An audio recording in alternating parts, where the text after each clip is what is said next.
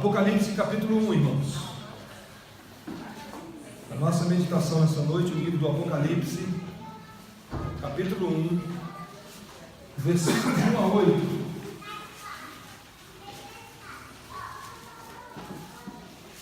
Apocalipse capítulo 1, versículo de 1 a 8.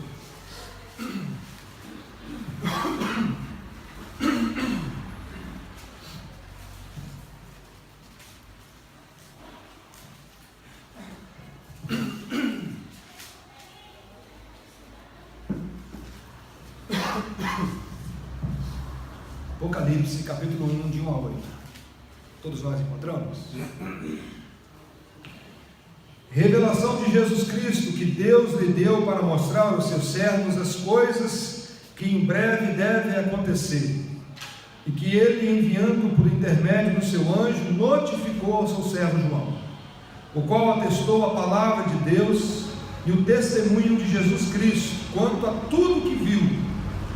Bem-aventurado aqueles que leem e aqueles que ouvem as palavras da profecia e guardam as coisas nela escritas, pois o tempo está próximo. João, às 7 igrejas que se encontram na Ásia, graça e paz a vós outros, da parte daquele que é, que era e que há de vir, da parte dos 7 Espíritos que se acham diante do seu trono, e da parte de Jesus Cristo, a fiel testemunha, o primogênito dos mortos e o soberano dos reis da terra, aquele que nos ama e pelo seu sangue nos libertou dos nossos pecados e nos constituiu rei e sacerdotes para o seu Deus e Pai. A ele a glória e o domínio pelos séculos dos séculos. Amém. Eis que vem com as nuvens, e todo olho verá, até quantos ultrapassaram, e todas as tribos da terra se lamentarão sobre ele. Certamente. Amém. Eu sou o Alfa e o Ômega, diz o Senhor Deus, aquele que é, que era e que há de vir, o Todo-Poderoso. Vamos orar? Vamos pedir que Deus fale no nosso coração. Deus soberano, nós te louvamos pela tua palavra, por esse livro, pela profecia do Senhor. Te louvamos por Jesus Cristo, o nosso Salvador. Te louvamos por teu Espírito Santo, que nos consola, que nos ilumina, que nos convence da verdade, da justiça e do juízo. E pedimos nessa hora, Deus, que o Senhor fale ao nosso coração, que o Senhor use esse momento para a edificação do teu povo, para a transformação do teu povo. Fala conosco, Senhor, nós carecemos de ouvir a voz do Senhor. No nome de Jesus, amém. No dia 17 de junho do ano 64, Nero colocou fogo em Roma. Alguns dizem que o imperador Nero dedilhava um instrumento enquanto Roma pegava fogo, e ficava lá, olhando a cidade sendo destruída. Esse espetáculo durou 7 dias. Dos 14 bairros de Roma, 10 bairros foram destruídos. Os 4 bairros que sobraram eram os bairros onde tinha maior concentração de cristãos. Diante desse quadro, Nero colocou a culpa nos cristãos. Ele disse que foram os cristãos que colocaram fogo em Roma. E a partir desse momento começa uma grande perseguição no meio do povo de Deus. Começaram a perseguir os cristãos. Depois de Nero, levantou um outro imperador chamado Domiciano, e esse era terrível. Domiciano, ele tomou o título de Senhor e Deus. Ele gostava de ser chamado de Senhor e Deus. E Domiciano um dia quis ver o seu jardim iluminado. Sabe o que ele fez? Pendurou os cristãos nos postes, passou o piche e colocou fogo. Uma perseguição terrível, irmãos. Muitos cristãos sofreram. É neste contexto de sofrimento, de sangue, de suor e lágrimas que o livro do Apocalipse foi escrito. Momento de grande perseguição contra o povo de Deus. Nesse contexto, nessa época, quem confessava ser um discípulo de Cristo corria risco de vida. Naquela época não tinha cristão modinha ali. Hoje em dia está na moda ser cristão, né? As pessoas, todo mundo fala, eu sou evangélico.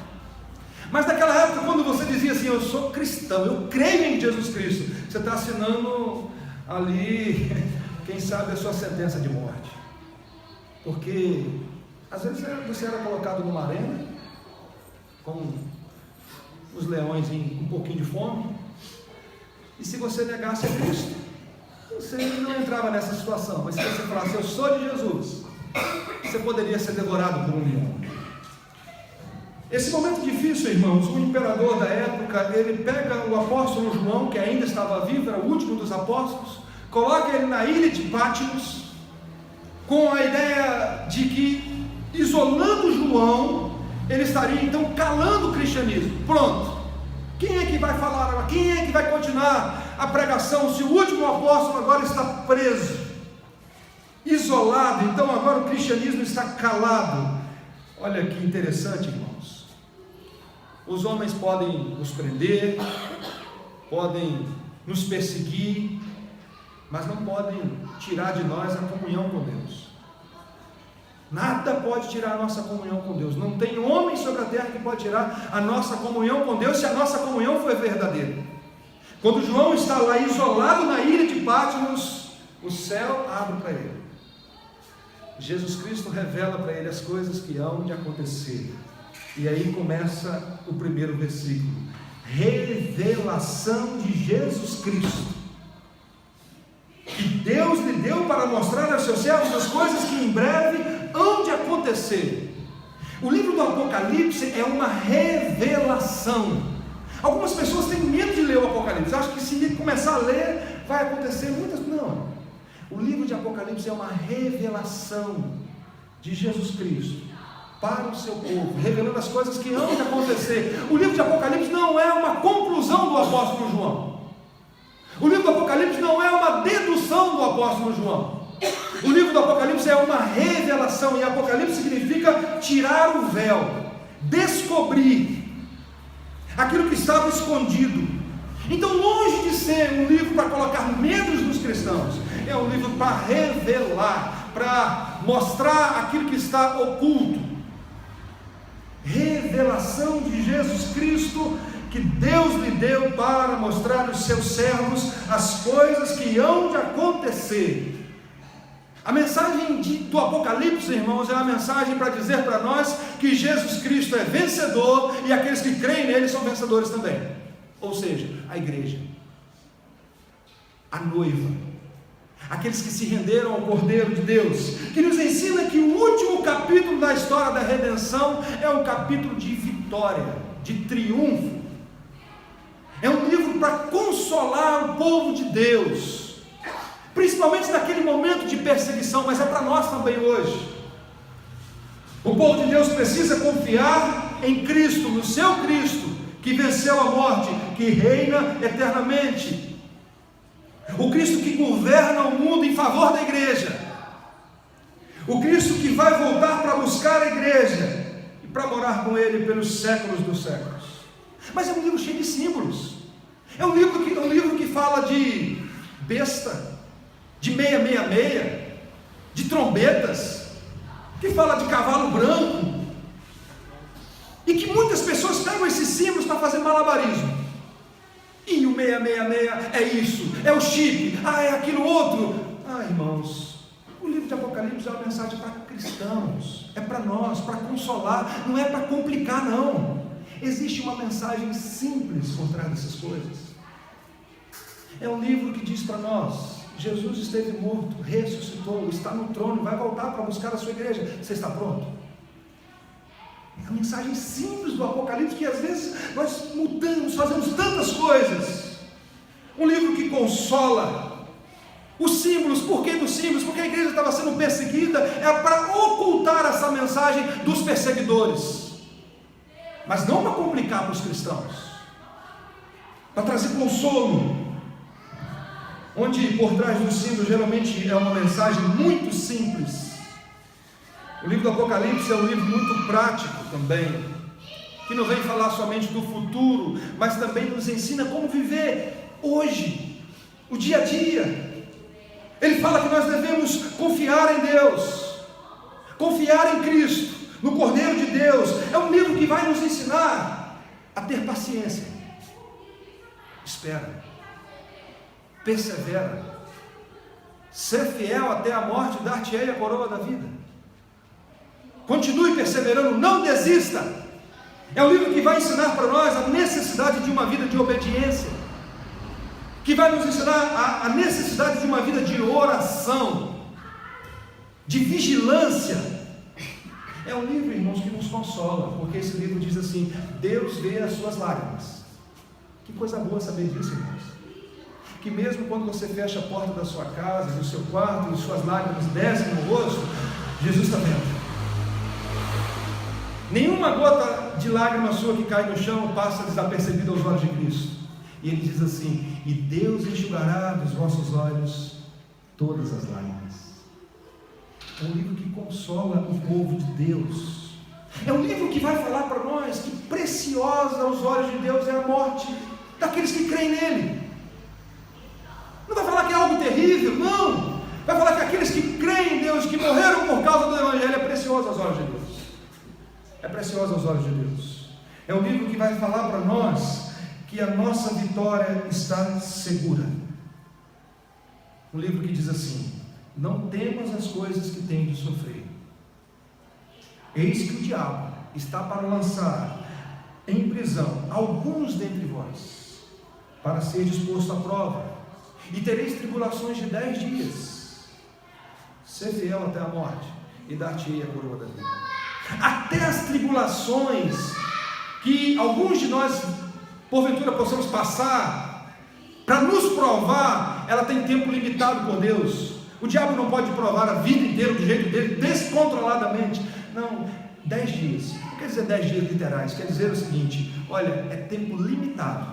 Ser fiel até a morte, e dar-te-ei a coroa da vida. Se você está passando por provação, continua fiel. Jesus tem um tempo certo para acabar isso. Haverá um tempo que isso vai passar. Cabe a nós ser fiel até a morte.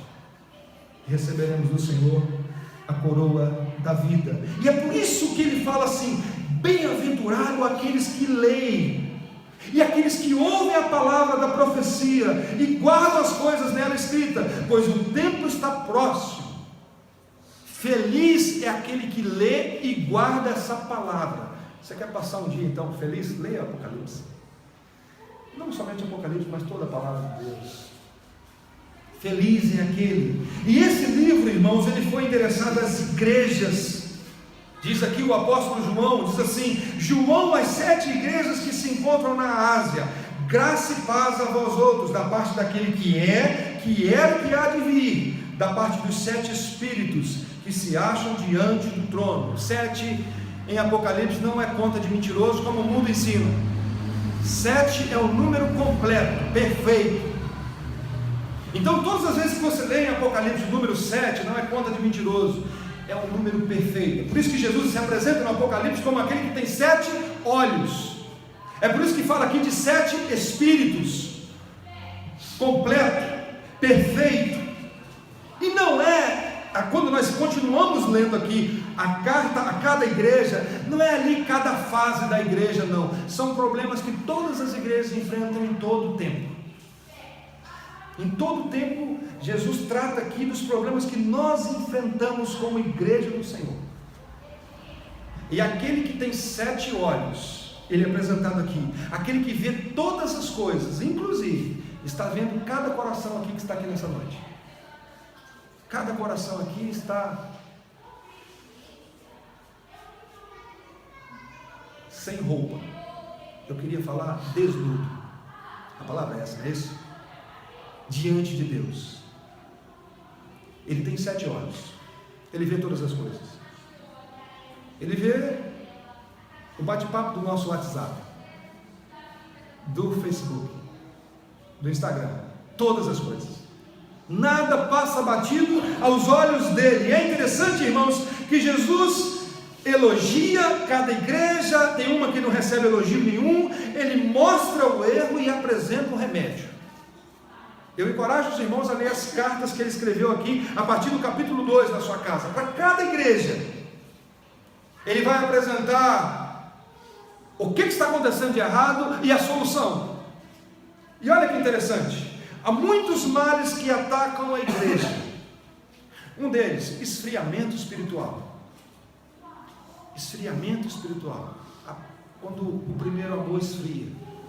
Isso é terrível, irmãos. Isso é terrível. Jesus disse assim: você nem é quente, nem frio. Você está morno. Estou a ponto de vomitar. Há um esfriamento, às vezes, no meio do povo de Deus, que causa vômito em Cristo.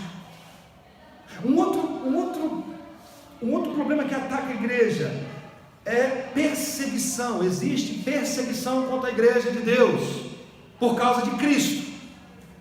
A igreja é perseguida. Um outro problema, heresia, que essas igrejas estavam enfrentando, que nós enfrentamos, que estudamos uma hoje pela manhã, o mormonismo. Que toda hora tem pessoas batendo na porta da nossa casa, oferecendo literatura, oferecendo estudos. Um outro ponto, imoralidade. Vida imoral é um outro problema que a igreja enfrenta. Pastor Hernandes diz assim, perguntaram para ele uma vez: Pastor Hernandes, como é que está a igreja que o senhor pastoreia? Ele falou assim, está assim, assim e assim. Explica agora, pastor. Tem gente cheia do Espírito, tem gente capengando, tem gente no pecado. Tudo ao mesmo tempo. Tudo ao mesmo tempo. Mas também tem outro problema que a igreja enfrenta: o orgulho, que é uma luta nossa. Mas Cristo se apresenta a cada igreja como remédio. Ele mesmo disse: eu sou a solução para cada problema desses. A igreja de Laodiceia, ele diz assim: aconselho que de mim compres ouro refinado, que de mim compres vestiduras brancas para cobrir a sua nudez. Jesus então ele se apresenta como a solução para os nossos problemas.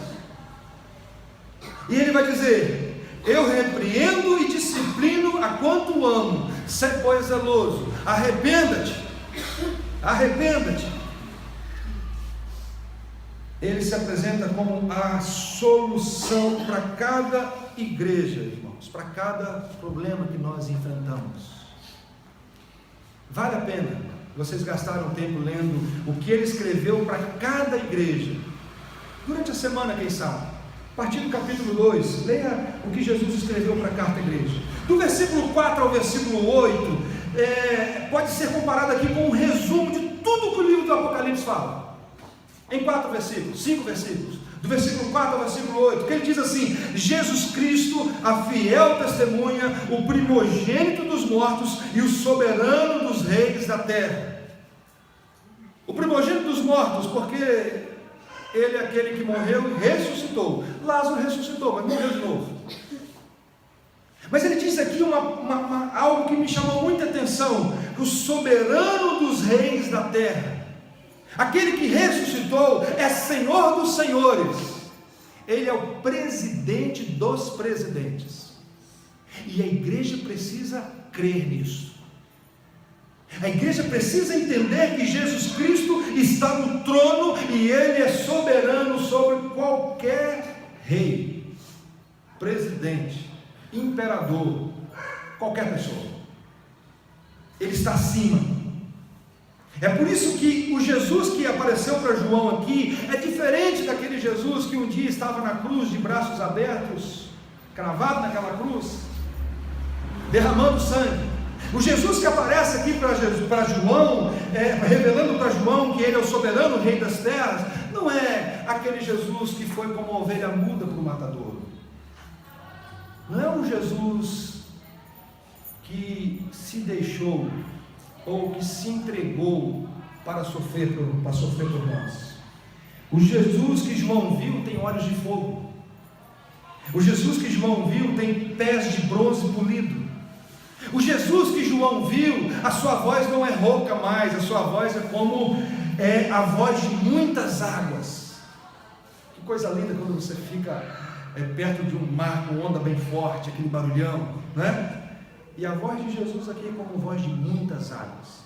Não uma voz que gritou assim: Deus meu, por que me desamparaste? Não, uma voz poderosa. As suas mãos não são aquelas mãos que foram furadas, mas as suas mãos onipotentes que dirigem a história. Mas o texto continua dizendo que ele é o fiel testemunha, o primogênito dos mortos, o soberano rei das terras, mas aquele que ama e pelo seu sangue nos libertou dos nossos pecados. Louvado seja Deus por isso, porque esse Jesus que é soberano, ele nos ama e é aquele que nos liberta dos nossos pecados. É aquele que nos amou, que nos ama e nos amará até o fim. Aquele que voluntariamente se entregou por nós.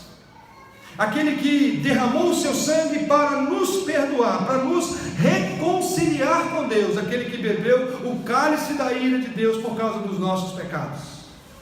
O livro de Apocalipse faz questão de dar essa ênfase. O fiel testemunha é aquele que nos ama, aquele que nos perdoa, aquele que perdoa os nossos pecados, aquele que derrama o seu precioso sangue por pecadores. Porque essa obra é tão preciosa.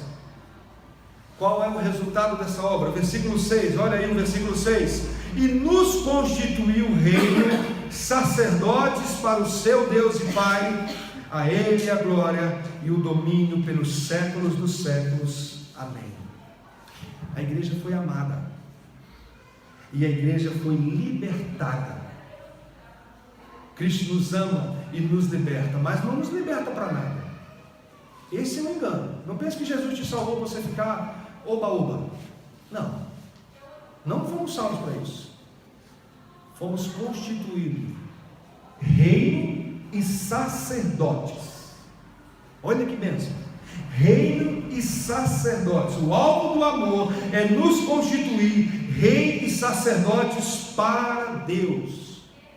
E somos um reino não apenas porque Cristo reina sobre nós, mas porque participamos do reinado de Cristo. Você é sacerdote, Letícia. Sacerdotisa? É isso? Então Letícia é uma sacerdotisa. Mas não somente você não. Todos aqueles que creem em Cristo têm acesso a Deus. Todos nós, irmãos, temos agora acesso ao trono de Deus, ao soberano Rei dos Reis. É por isso que nós não fazemos homem nenhum mediador nosso. Nem podemos fazer. Todos nós temos acesso ao trono da graça. Todos nós podemos levantar a nossa voz, independente se está aqui nessas quatro paredes ou não, na nossa casa, no nosso trabalho, e orar a Deus, e suplicar ao Senhor, e Ele ouvir a nossa oração, por causa da mediação de Jesus Cristo, porque Jesus Cristo nos amou e nos perdoou para isso, para nos constituir reino e sacerdotes para Deus, que intercede diante de Deus, que adora diante de Deus. Temos acesso a esse Deus Todo-Poderoso. É esse Jesus que nos ama e que nos perdoa e que um dia vai voltar para buscar a sua igreja. E ele diz assim: eis que vem nas nuvens, e todo olho verá, até quantos o traspassaram. A primeira vez que Jesus pisou aqui sobre essa terra, veio para salvar. A segunda vinda de Cristo é para julgar, onde Ele vai castigar, eu tenho que usar essa palavra, aqueles que o rejeitaram. Quando será a sua volta? Pode ser hoje? Alguns marcaram datas, várias pessoas. Será que vai ser na nossa geração? Será que vai ser nos nossos dias? Nos dias dos nossos filhos? A Bíblia diz que não compete ao homem marcar essa data está reservada para o Senhor. Mas a vinda do Senhor Jesus, segundo o Apocalipse, ela é uma vinda pessoal. Nós vamos ver o Senhor. Ela é pública, todas as pessoas vão ver. Ela é visível, poderosa, vitoriosa, irresistível, todo olho verá. Não é uma vinda secreta, que aí Jesus vai arrebatar a igreja e tirar a igreja. Não, todo olho verá quando Cristo, num abrir e piscar de olhos, aparecer. Não sei como vai ser isso, mas a Bíblia aqui diz que o tempo é de um abrir e piscar de olhos. Quantos segundos dá isso? Nem sei. Milésimos de segundo. Será um dia de grande alegria, irmãos, grande alegria para aqueles que se dobraram aqui, os joelhos diante de Cristo. Louvado seja Deus por esse dia. No dia que o Senhor voltar. Mas será um dia terrível para aqueles que o rejeitaram. Um dia tão terrível que em Apocalipse já está registrado como será esse dia. Em Apocalipse 6 diz assim: eles gritavam às montanhas e as rochas, pedindo: caiam sobre nós, caiam sobre nós, esconda-nos a face daquele que está sentado no trono e da ira do Cordeiro, porque chegou o grande dia da ira deles. Quem poderá suportar? Diz a Bíblia que aquele dia as pessoas que rejeitaram Cristo enquanto estão aqui vão pedir para as montanhas: caiam sobre nós. O Cordeiro está irado. É o dia da vingança do nosso Deus. Eu te pergunto, você que veio aqui essa noite, esse dia te traz medo? Esse dia te traz saber que existe um dia que Cristo vai voltar, te traz medo ou alegria? Você está pronto para esse encontro? De que lado você está? Você está do lado daqueles que foram amados e perdoados por Cristo? Ou do lado daqueles que rejeitaram o Senhor? Você está pronto para esse dia? Como que é se preparar para esse dia? A Bíblia diz que Jesus é o caminho, a verdade e a vida, e ninguém vem ao Pai senão por Ele. Estar preparado significa estar em Cristo, confiando em Cristo como seu Senhor e seu Salvador. E naquele dia Jesus vai dizer: vinde benditos do meu Pai. Mas Ele vai dizer também: apartai-vos de mim, malditos, não vos conheço. Nós precisamos pensar sobre isso. O que isso tem a ver com a sua segunda-feira? Tudo, porque a sua segunda-feira não te pertence. Pode ser que ele volte hoje, pode ser que ele não volte, mas você vai hoje. E aí? E aí? A segunda aplicação que eu queria fazer dessa mensagem é versículo 8: eu sou o Alfa, eu sou o Ômega, diz o Senhor Deus, aquele que é, que era e que há de vir, o Todo-Poderoso. Há muitos anos atrás eu estava no dentista lá em Mimoso, e eu peguei aquela época que o dentista não dava anestesia. Lembra disso? E eu ia para o dentista, mas doido para dar um problema lá na cadeira, alguma coisa assim, para poder ir embora para casa. E eu estava lá na fila esperando, irmãos, sentadinho, tranquilo, aguardando, quando, de uma hora para outra, um barulhão terrível, e a luz apagou. Quando nós saímos para ver o que tinha acontecido, tinha um morro que vinha de Muqui para Mimoso, uma descida forte, e um caminhão perdeu o freio.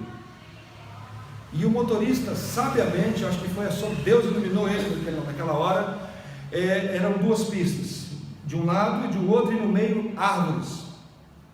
Ele mirou o meio certinho e foi diminuindo a velocidade ali, até bater no poste lá na frente. Queridos, o mundo não é um caminhão sem freios. O que o livro de Apocalipse está dizendo para nós é isso. Não pense que o que está acontecendo no Brasil é Jesus perdeu o controle. De maneira nenhuma. O que está acontecendo no Brasil e no mundo está debaixo do cuidado de Deus, do controle de Cristo. Jesus, a Bíblia diz que Jesus está no trono. O trono é lugar de controle absoluto. Como diz o pastor Hernandes, Jesus tem as rédeas da história na mão. Em nenhum momento ele perdeu o controle. É por isso que a Bíblia vai dizer: eu sou o Alfa e o Ômega, eu sou o Todo-Poderoso. E o último capítulo da nossa história não será uma tragédia para aqueles que creem em Cristo.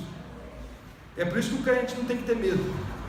da volta do dia do Senhor, a Bíblia vai falar daquele que tem todo o poder e que as portas do inferno não podem prevalecer contra a igreja de Cristo. É interessante, irmãos, quando nós olhamos para o livro do Apocalipse, não tem batalha. Cadê a batalha do Armagedon entre o bem e o mal? Você olha no livro do Apocalipse, não tem isso. Por que não tem? Porque a batalha já aconteceu na cruz do Calvário, quando Jesus Cristo esmagou a cabeça da serpente. O juízo em Apocalipse é um juízo para dizer assim, olha, ele reina, e o diabo vai ser lançado no inferno, diz a Bíblia.